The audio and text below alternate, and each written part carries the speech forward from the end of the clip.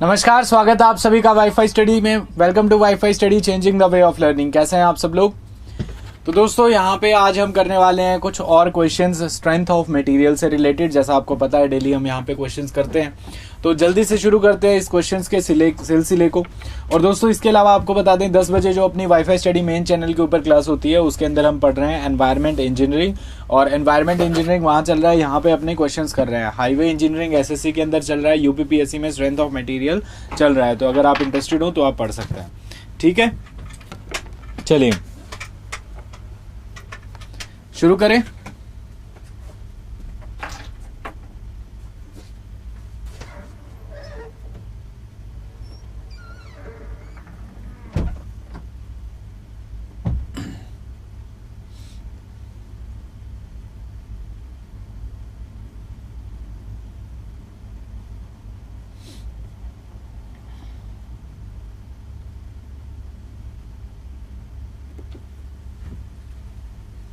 Let us begin.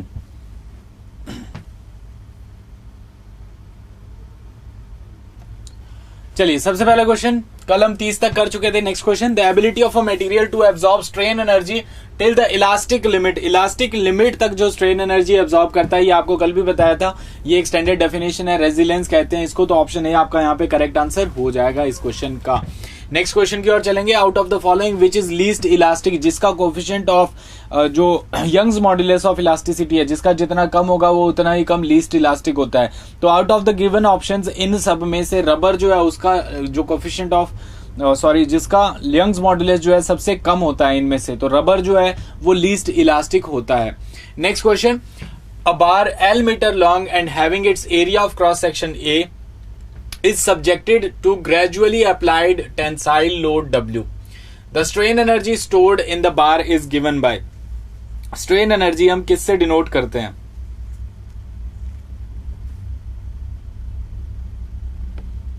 किससे denote करेंगे strain energy को? बिल्कुल करेक्ट आंसर आपका रबर।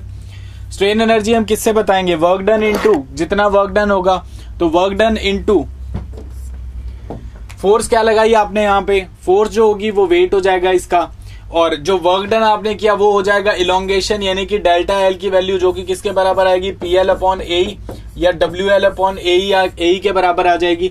लेकिन यहाँ पे जो फोर्स लगेगी, फोर्स जो वर्क डन किसके बराबर होगा? ये जो आपकी स्ट्रेन एनर्जी है it will be equal to work done. Work done का मतलब फोर्स। अब फोर्स जो है ग्रेजुअली अप्लाइड लोड है तो वो किसके बराबर आ जाएगा? W/2 के बराबर आ जाएगा। और WL अपॉन AE इतना उसके अंदर उसने वर्क किया ये वाला डिफॉर्मेशन लाने के लिए। तो आपका यहां पे करेक्ट आंसर क्या हो जाएगा? W²L upon 2AE।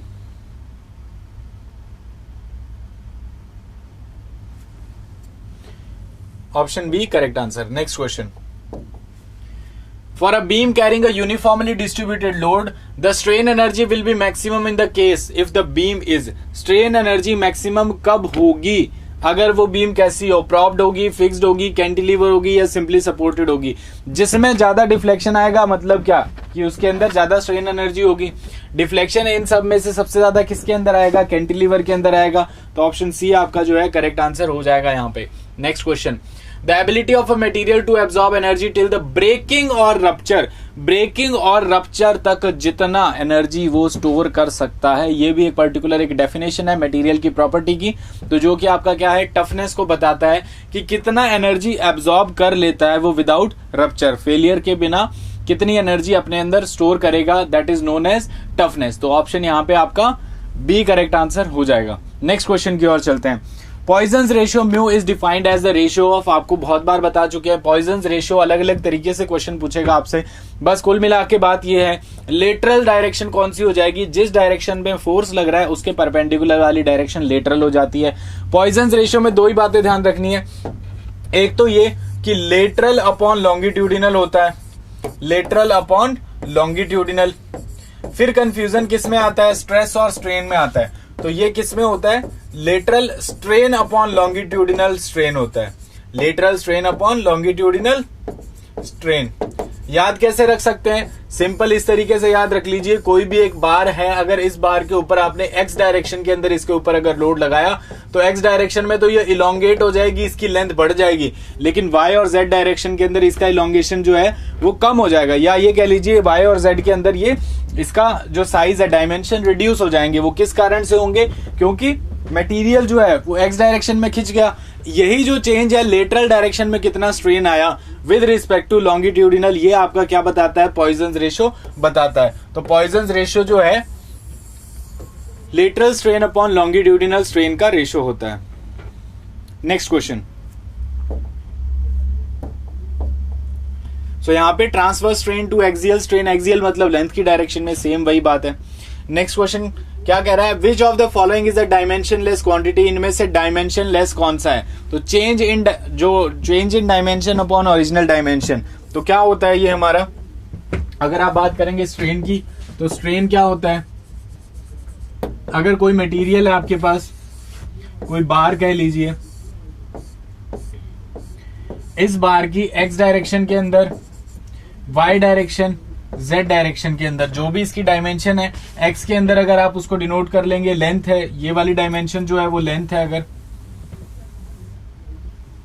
If this is length, this is width and this is height, तो आप क्या बोलेंगे? स्ट्रेन किसके बराबर हो सकता है? डेल्टा एल अपॉन एल के बराबर लॉन्गिट्यूडिनल डायरेक्शन में, या क्या हो सकता है? Delta H upon H height वाली डायरेक्शन में, या क्या हो सकता है? Delta B upon B.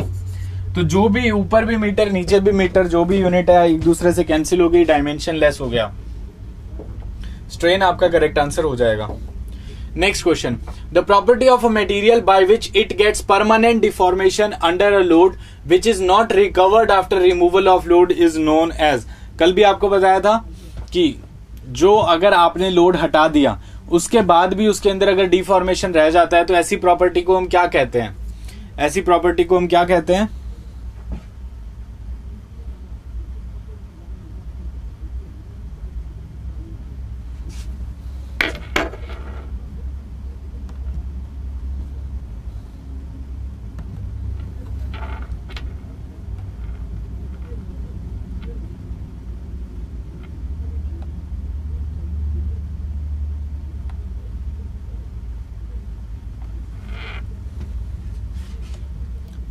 Plastic deformation, plasticity इसकी प्रॉपर्टी हो जाएगी। Next question. The property of a material by which it can be beaten or rolled into plates, plates बना सकते हैं, शीट्स बना सकते हैं, ऐसी प्रॉपर्टी को हम क्या कहते हैं? मैलिएबिलिटी कहते हैं। बिल्कुल बच्चों वाला सवाल। Next question.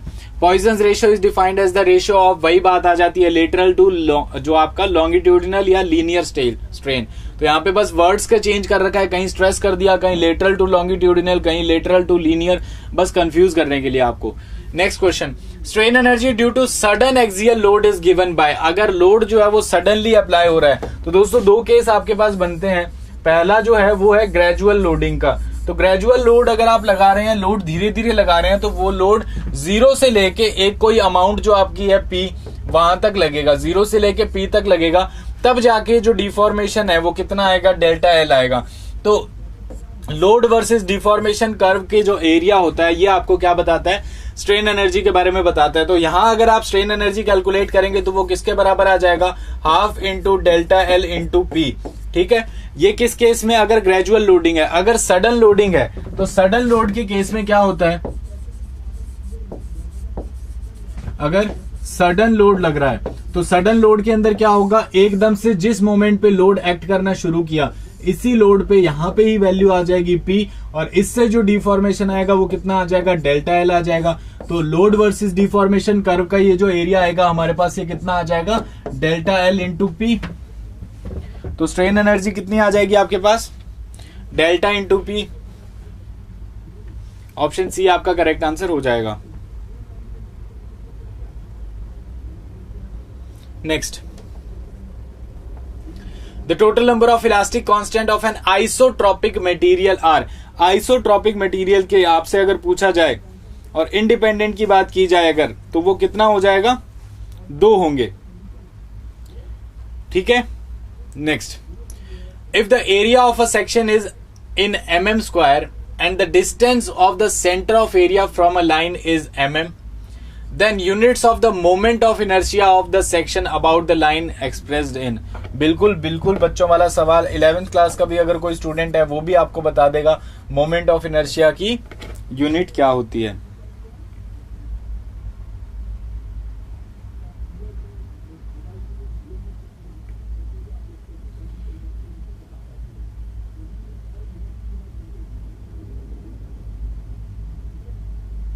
Next option C correct answer हो जाएगा। Next question, the moment of inertia of a circular section of diameter D about the diameter is given by the relation. Diameter के अबाउट आपको मोमेंट ऑफ इनर्शिया बताना है। बिल्कुल basic, बिल्कुल बच्चों वाला सवाल।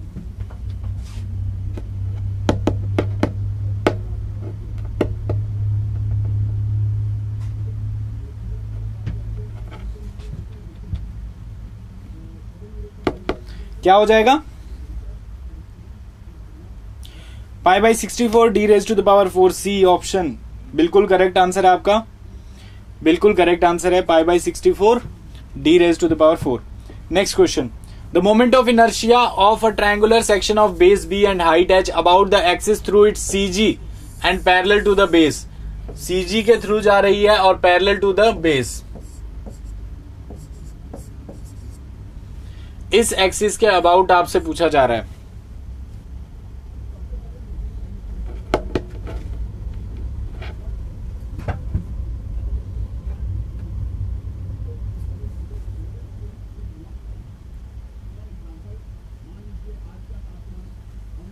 बताइए जल्दी से।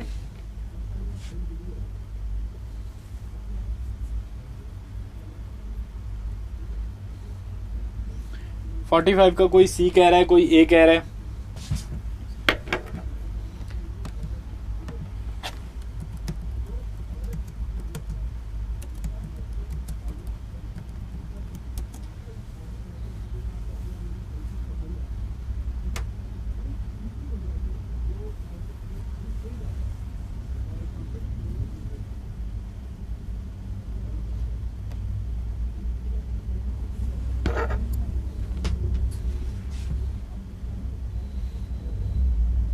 देखो BH क्यूब अपॉन 12 होता है, बेस के अबाउट होता है। आपसे CG के अबाउट पूछा हुआ है। CG के अबाउट कितना होगा?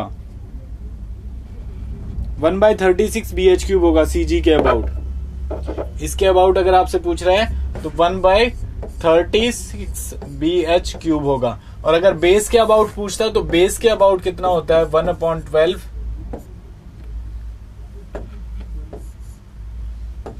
BH cube. Next question. The force is acting normally on the cross section of a bar as shown in the figure below. बच्चा ही बता देगा। ऑपोजिट साइड में अगर आप फोर्सेस लगा रहे हैं, इस मटेरियल को इलोंगेट करने की कोशिश कर रहे हैं, तो कैसा स्ट्रेस लगा रहे हैं इसके ऊपर? टेंसाइल स्ट्रेस लगा रहे हैं। ऑप्शन बी करेक्ट आंसर हो जाएगा। Next question, a material is said to be perfectly elastic if. मटेरियल को परफेक्टली इलास्टिक हम कब बोलेंगे? पहला ऑप्शन आपसे कह रहे हैं कि if it regains its original shape on removal of the load. जैसे ही लोड हटाया वापस अपने ओरिजिनल शेप एंड साइज में आ गया तो बिल्कुल इसको कह देंगे हम इलास्टिक है। ये बात बिल्कुल सही है। It regains its original shape partially नहीं, अगर इलास्टिक लोड से पहले हटा दिया तो क्या हो जाए? वापस अपने ओरिजिनल शेप एंड साइज में आ जाएगा। तो सेकंड ऑप्शन सही नहीं है। इट डज नॉट रीगेन, ये भी गलत है। तो ऑप्शन ए आपका करेक्ट आंसर हो जाता है यहाँ पे। Next question, the property of a material by which it can be beaten or rolled into plates is known as malleability. None of these option हो जाएगा। इनमें मैलिएबिलिटी आपको दे नहीं रखी, तो ऑप्शन डी आपका करेक्ट आंसर होगा। Next question, two bars of different material are of the same size and are subjected to same tensile forces. If the bars have unit elongations in the ratio of 4:7, elongation 4:7 दे रखी है आपको, then Young's modulus of elasticity का ratio आपसे पूछा हुआ है। आपको दे रखा है इनके जो इलोंगेशंस का रेशियो है, ये आपको बता रखा है कितना है? 4/7। आपको कह रखा है delta L1 upon delta L2 is equal to 4/7 given है क्वेश्चन में। आपको क्या पूछ रखा है? ये पूछा है कि E1 अपॉन E2 कितना होगा। सिंपल सा formula, delta L is equal to किसके बराबर होता है, पी एल अपॉन ए के बराबर होता है। लोड सेम है, लेंथ सेम है, एरिया सेम है, सब कुछ सेम है, तो लेंथ जो है वो किसके इनवर्सली प्रोपोर्शनल है, डेल्टा एल जो है वो किसके इनवर्सली प्रोपोर्शनल है, 1 अपॉन ई के इनवर्सली प्रोपोर्शनल है। तो या तो आप इनका जो इनवर्स होगा वो कर लीजिए, या फिर आप पूरा फॉर्मूला अप्लाई कर लीजिए, इस तरीके से लिख लीजिए कि delta L one is equal to P same रहेगा, एल सेम रहेगा, ए सेम रहेगा, ई अलग होगा, E one upon delta L two equals to P same, L same, A same, E two. बाकी सारी चीजें कैंसिल, तो आ जाएगा आपके पास क्या, delta L one upon delta L two is equal to E two upon E one. तो ultimately आपके पास क्या आ गया, इसका इनवर्स कर दीजिए तो आपका आंसर क्या आ जाएगा, रेशो क्या आ जाएगा इनका,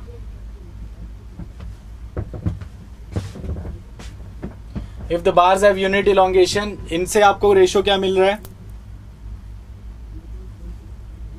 उल्टा कर देंगे 7:4, यहां पे क्या आ जाएगा 7:4 आ जाएगा, इसका ऑपोजिट करेंगे तो, और इनमें ऑप्शन में आपको दे नहीं रखा तो नन ऑफ दीज आपका करेक्ट आंसर हो जाएगा, none of these correct answer हो जाएगा।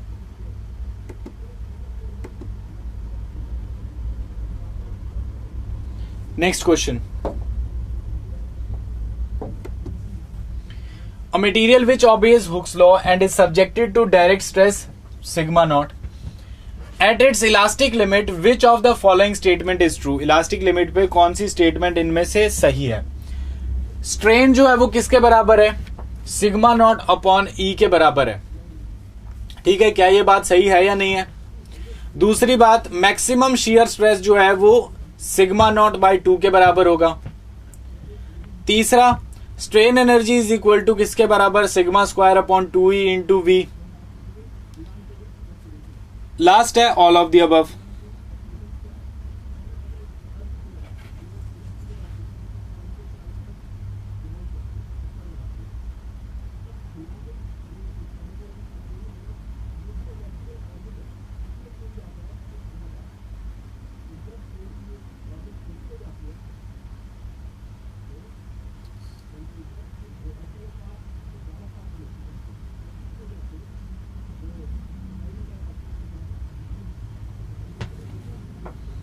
All of the above. देखो ये क्वेश्चन अगर हम बात करें ये अजम्पशन लेके कि अगर माइल्ड स्टील आपका है, जैसे कर्व माइल्ड स्टील कर्व की अगर मैं बात करूं तो यहां से कुछ इस तरीके से ऐसे अगर हम बात कर रहे हैं तो ये जो पॉइंट होता है आपका प्रोपोर्शनैलिटी लिमिट, फिर उसके बाद आता है इलास्टिक लिमिट, फिर upper yield point, lower yield point. अगर आप इन सब की बातें करते हैं तो ये सारे पॉइंट्स बहुत पास पास होते हैं, तो उस केस में अगर अपन स्टडी करके बोलें तो ये सारी बातें बिल्कुल सही हैं। नहीं तो इस पॉइंट को कंसीडर करके माने तब ये सारी बातें सही हैं, नहीं तो क्या होता है, हम क्या बोलते हैं, हुक्स लॉ कहां तक वैलिड है, हुक्स लॉ कहां तक वैलिड है, it is valid up to proportional limit only. तो यहां पे अगर सिर्फ इस इलास्टिक लिमिट पे जाते तो सवाल अपना गड़बड़ हो सकता था, लेकिन क्वेश्चन में आपको कह दिया कि material which obeys Hooke's law, ठीक है, ओबे कर रहा है हुक्स लॉ को, तो हमारे सारे असम्पशंस जो है वो सारी बातें सारे ऑप्शंस जो है वो करेक्ट हो रहे हैं यहाँ पे। तो ऑल ऑफ द अबव लिख सकते हैं आप इसको। Next, which of the following statement is false, इनमें से कौन सी स्टेटमेंट जो है वो गलत है, फॉल्स है। Mild steel has 2 yield points, बिल्कुल सही बात है ये। दूसरी बात, mild steel shows strain hardening करता है वो। फिर उसके बाद mild steel is a ductile material, सही बात है, तो कोई भी गलत नहीं है इनमें से, ऑप्शन डी करेक्ट हो जाएगा आपका answer. Next, gradually applied static loads do not change with time there, धीरे धीरे अप्लाई कर रहे हैं, स्टैटिक लोड है, रुके हुए लोड है, मूव नहीं कर रहे, जैसे व्हीकल चल रहा है तो वो डायनेमिक लोड है।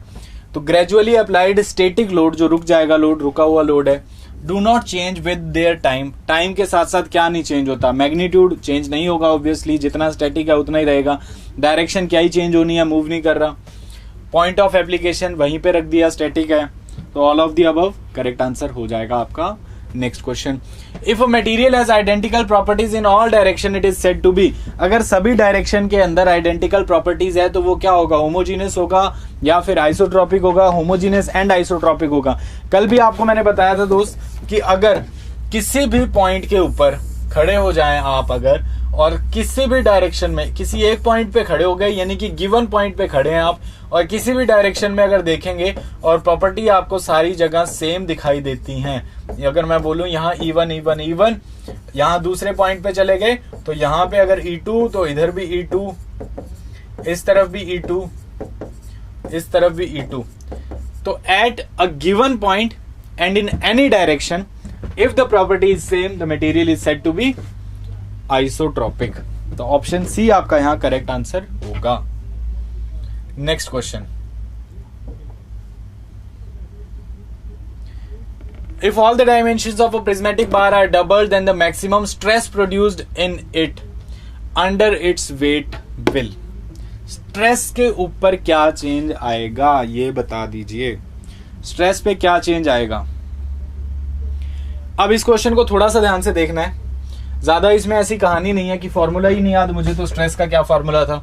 सिंपल है, कैसे, ये बार है, ये बार ऐसे लटक रही है, इस बार के ऊपर अगर मैं कोई भी एक सेक्शन कंसीडर करूं, एक मैंने कोई स्ट्रिप कंसीडर कर ली जिसकी लेंथ dx है और ये बार फ्री एंड से x डिस्टेंस के ऊपर यहां पे रखी हुई है।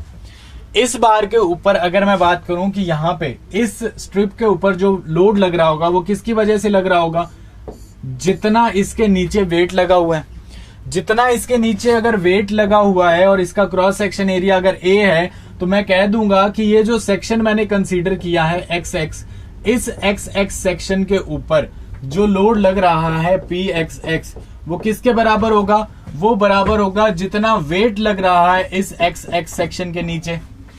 अब मुझे एक बेसिक सा फॉर्मूला पता है, बचपन में मैंने पढ़ा था कि लैम्डा जो कि होती है वेट डेंसिटी, या ये बोल दो यूनिट वेट, यानी कि वेट अपॉन वॉल्यूम के बराबर होता है। तो यहां से मेरे पास एक रिलेशन आ जाता है कि वेट किसके बराबर हो जाएगा, लैम्डा इंटू वॉल्यूम के बराबर। वेट अगर मैं इस x सेक्शन की बात कर रहा हूं कि इस x सेक्शन के ऊपर वेट जो है वो कितना आएगा, तो वो WXX आ जाएगा। अगर WXX लिखा तो वॉल्यूम भी WXXX तक का इतना वॉल्यूम जो कंसीडर किया जाएगा, यानी कि lambda into area of cross section A ही रहने वाला है और यहां पे x ही रहने वाला है। तो ये तो आ गया आपके पास क्या, वेट इस पर्टिकुलर सेक्शन का, या आप ये कह लीजिए कि इस पतली सी स्ट्रिप के ऊपर, इस dx लेंथ की स्ट्रिप के ऊपर जितना वेट लग रहा था वो आ गया आपके पास लैम्डा इंटू ए इंटू एक्स। अब आपको पता है स्ट्रेस अगर आपको पता करना है तो स्ट्रेस किसके बराबर होता है, फोर्स अपॉन एरिया, तो pxx अपॉन ए, यानी कि लैम्डा इंटू ए इंटू एक्स अपॉन ए, ए से कैंसिल, लैम्डा इंटू एक्स आ गया आपके पास। स्ट्रेस की वैल्यू किसी भी सेक्शन के ऊपर आपके पास आ गई लैम्डा इंटू एक्स। अगर मैक्सिमम स्ट्रेस आपसे पूछा जाता, सिग्मा मैक्सिमम की वैल्यू अगर आपसे पूछी जाती, तो यानी कि एक्स की वैल्यू मैक्सिमम से मैक्सिमम कितनी हो सकती थी, एल के बराबर, तो वो आ गया लैम्डा इंटू एल आ जाता। क्लियर। तो अब सवाल पढ़ते हैं, if all the dimension of a prismatic bar are doubled then the maximum stress produced under its self weight, ठीक है, अंडर इट्स ओन वेट। तो डायमेंशन को इसको डबल कर दीजिए, कितना आएगा आंसर आपके पास पता लग जाएगा।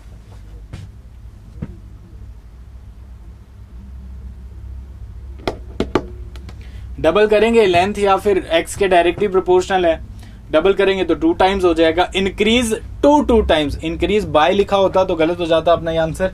इंक्रीज 2 मतलब बढ़ के 2 तक हो गया, 2 गुना हो गया। तो आपका यहां पे ऑप्शन बी करेक्ट आंसर हो जाएगा। Next, a rod of uniform cross section area A and length L is deformed by delta when subjected to normal force P. The Young's modulus E of the material is, बिल्कुल PL upon AE का formula लगाना है दोस्त आपको, यहाँ पे कोई मुश्किल कहानी नहीं है इसमें। PL upon AE वाला होता है फॉर्मूला, ये कहते हैं हम क्या होता है, इलोंगेशन। इलोंगेशन को यहाँ पे कह दिया किससे, डेल्टा से। तो बस E की वैल्यू पूछिए आपसे, E is equal to PL upon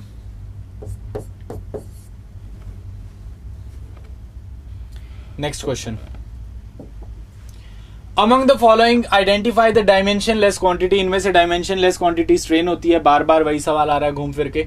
next question, a simply supported beam having a span of 3 meter and carrying a uniformly distributed load 10 kilonewton per meter has a shear force at mid span of। shear force अगर आपको याद है, simple सा तरीका, अगर नहीं भी याद है कोई बड़ी बात नहीं है, ठीक है। पहला तरीका, शेयर फोर्स, जब भी आपको शेयर फोर्स डायग्राम बनाना है तो कुछ बेसिक सी बातें आपको पता होनी चाहिए। उसमें से पहला है कि शेयर फोर्स की डेफिनेशन क्या होती है। दूसरी बात आपको पता होना चाहिए साइन कन्वेंशन क्या होता है, ठीक है। दो चीजें अगर आपको पता है तो शेयर फोर्स से रिलेटेड काम आप फिर भी कर लोगे। शेयर फोर्स क्या होता है? Shear force is defined as, shear force at a section is defined as the algebraic sum of all the forces either to the left of the section or to the right of the section। तो एक तरफ का आप देख लीजिए, उसमें observe करके सबसे पहले आप क्या करेंगे, रिएक्शन कैलकुलेट करेंगे।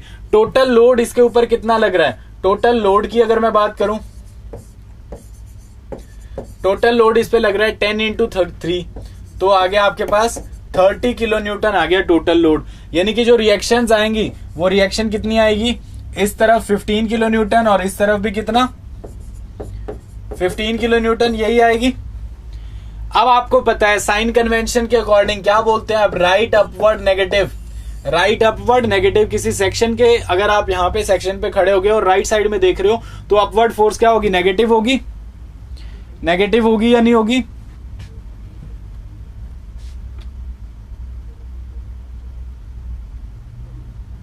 ठीक है, तो देखिए राइट अपवर्ड नेगेटिव। अब टोटल फोर्स आपके पास पता है, यहां पे आप डायग्राम बनाना शुरू करिए। मैंने इसलिए रेज किया क्योंकि नीचे स्पेस नहीं था। सबसे पहले आप शेयर फोर्स डायग्राम बनाना शुरू किया यहां से, तो आपने देखा यहां पे जो फोर्स लग रही थी अपवर्ड डायरेक्शन में वो लग रही थी 15 किलो न्यूटन। तो आप मान लीजिए आपने सेक्शन कहीं यहीं एज्यूम किया अगर, तो इसके राइट साइड में अपवर्ड डायरेक्शन में फोर्स लग रही है तो नेगेटिव, वो नेगेटिव कितना 15 किलो न्यूटन यहां पे आपके पास आ गया माइनस का। अब यहां पे लग रहा है यूनिफॉर्मली डिस्ट्रीब्यूटेड लोड, यानी कि जैसे जैसे मैं यहां से आगे बढ़ता जा रहा हूं और इस तरफ देखता जा रहा हूं तो ये जो लोड है ये इसकी वैल्यू बढ़ती जा रही है। यानी कि नेगेटिव का 15 किलो न्यूटन तो था और उसके अलावा कुछ और पॉजिटिव वैल्यूज ऐड होती जा रही हैं जैसे जैसे मैं यहां पे खड़ा। आपको बताया कि जब भी एसएफडी बीएमडी बनाना हो तो कुछ मत करो, यहां पे खड़े हो जाओ, इधर चलते रहो लेकिन देखते रहो उधर की तरफ, तो लेफ्ट साइड चलते रहो, उधर की तरफ देखते रहो। जैसे जैसे मैं यहां से चलते हुए जा रहा हूं और राइट साइड में देखता हुआ जा रहा हूं वैसे वैसे मुझे क्या दिखाई दे रहा है, ये यूनिफॉर्मली डिस्ट्रीब्यूटेड लोड जो है ये बढ़ता हुआ नजर आ रहा है। यानी कि ये वैल्यू क्या होगी, नेगेटिव से ऐसे इस तरीके से बढ़ती हुई चली जाएगी और एंड में आके क्या हो जाएगा, यहाँ पे पॉजिटिव के ऊपर यहाँ पे 15 किलो न्यूटन पे खत्म हो जाएगी। सेंटर पे अगर हम देखेंगे तो कितना आ जाएगा, 0।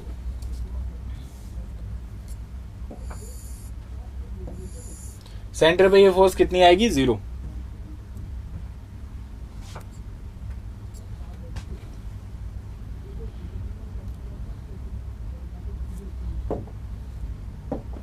Next question, the bending moment M is constant over a length segment L of a beam. The shear force will also be constant over this length and is given by। shear force को हम किससे denote करते हैं,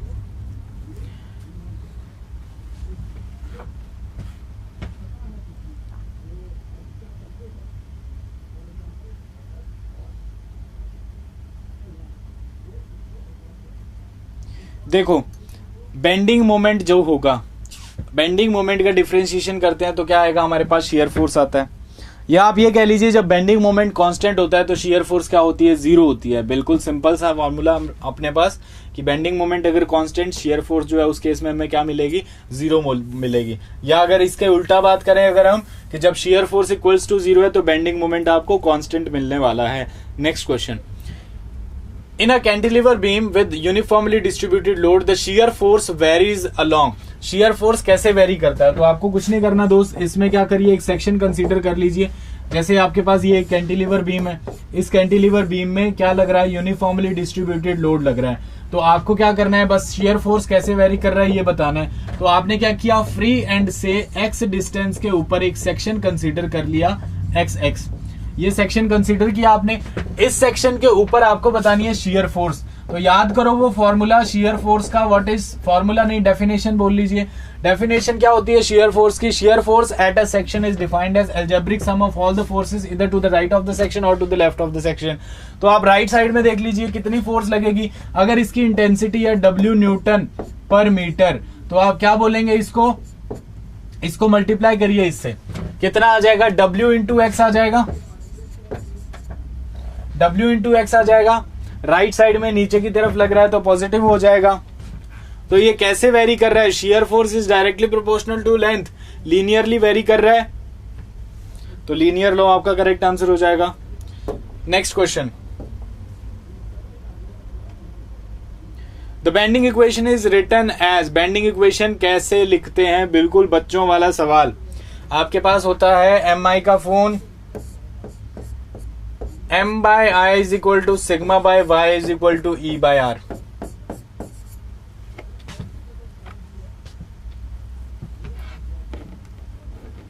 CIL में same question आया था बस for bending moment. बिल्कुल ऐसे क्वेश्चन ही आते हैं दोस्त।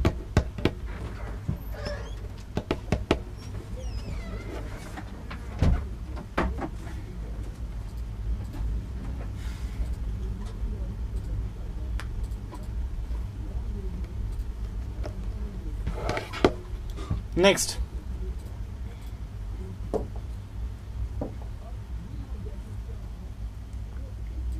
for a beam the term m by EI is, m by EI क्या होती है किसी बीम के लिए? अभी आपको एक इक्वेशन बताई थी, क्या था? mi का phone m by I is equal to sigma by y equals to E by R। देखो ये वाली टर्म तो आपको वैसे ही राइमिंग में याद हो जाएगी, m by I is equal to sigma by Y equals to E by R. तो एम आई वाला वैसे साथ में याद रख लीजिए और बाकी आपको अपने आप याद हो जाएगा। तो आपसे क्या कह रहा है? m अपॉन ई आई। तो चलो पहले m अपॉन ई आई वाली टर्म बना लेते हैं। तो एक तो इसको उठा लो और एक इसको उठा लो।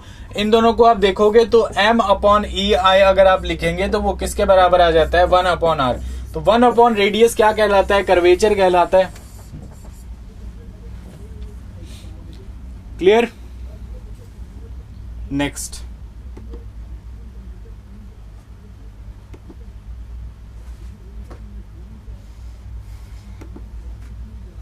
Next the point of contraflexure is a point of contraflexure क्या होता है? जहां पे बेंडिंग मोमेंट अपना साइन चेंज करता है उसको बोलते हैं पॉइंट ऑफ कॉन्ट्राफ्लेक्चर।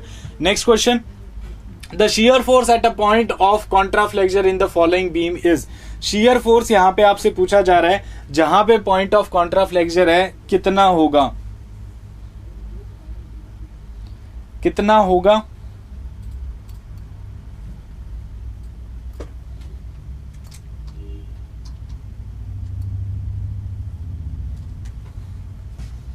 देखिए ये केस हमने ऑलरेडी क्लास के अंदर भी इसके में डिस्कस किया था। अगर मोमेंट लग रहा है उस केस में क्या होगा? यहाँ पे रिएक्शंस आएंगी। रिएक्शंस की वैल्यू आपको कितनी मिलेगी? m by L, m by L. In reactions को आपने प्लॉट किया, यहाँ पे आपको पॉजिटिव शियर फोर्स डायग्राम मिला, बेंडिंग मोमेंट डायग्राम कुछ इस तरीके से मिला। और आपको पता है जहां पे भी कंसंट्रेटेड मोमेंट आता है वहां पे क्या होता है? बेंडिंग मोमेंट डायग्राम के अंदर शार्प राइज आता है। तो आपसे क्या पूछ रहा है? पॉइंट ऑफ कॉन्ट्राफ्लेक्चर के ऊपर शियर फोर्स तो कांस्टेंट ही रह रहा है m by L. Next question, the maximum shear force in a simply supported beam of span L subjected to a central point load W is given by the following expression. बिल्कुल बच्चों वाला सा सवाल है।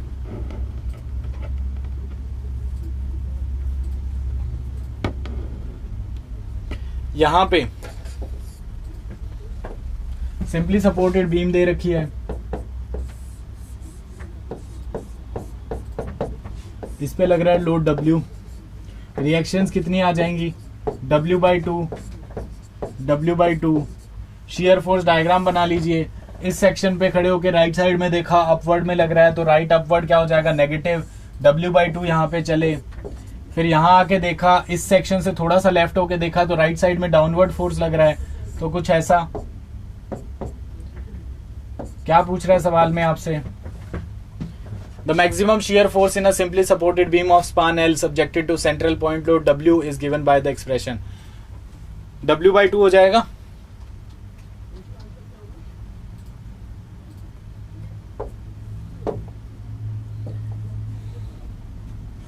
Next question, in a cantilever beam subjected to general loading the maximum bending moment is at. अगर आपको uniformly distributed load अगर आपको दे रखा है या कोई भी लोड टाइप अगर आपको दे रखा है कैंटिलीवर बीम के अंदर, अगर हम बात करें तो मैक्सिमम फिक्स्ड एंड के ऊपर ही आएगा ऑब्वियसली। जो मैक्सिमम बेंडिंग मोमेंट आता है कहां पे आएगा? फिक्स्ड एंड पे। Next, moment of inertia of rectangular section as shown in figure about its horizontal centroidal axis. Horizontal centroidal axis आपको बताया, हॉरिजॉन्टल सेंट्रॉइडल एक्सिस जिस एक्सिस को काट रहा होता है उसका हो जाता है क्यूब, तो क्या हो जाएगा? BD cube upon 12। Next question,